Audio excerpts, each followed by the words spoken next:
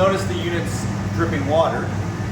As we remove the water or we condition the air in the space, it gets collected and runs out of a trap.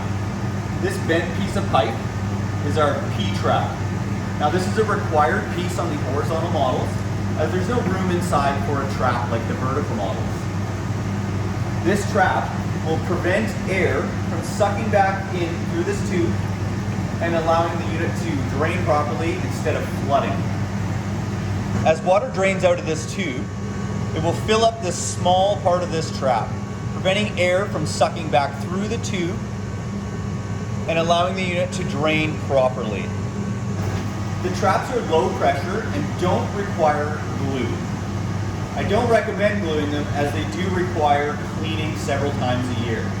In order to do that, shut your system down and you can simply disconnect the trap and using a pipe cleaner, clean out the inside of your trap as they tend to sludge up. If this stops flowing, the unit will flood.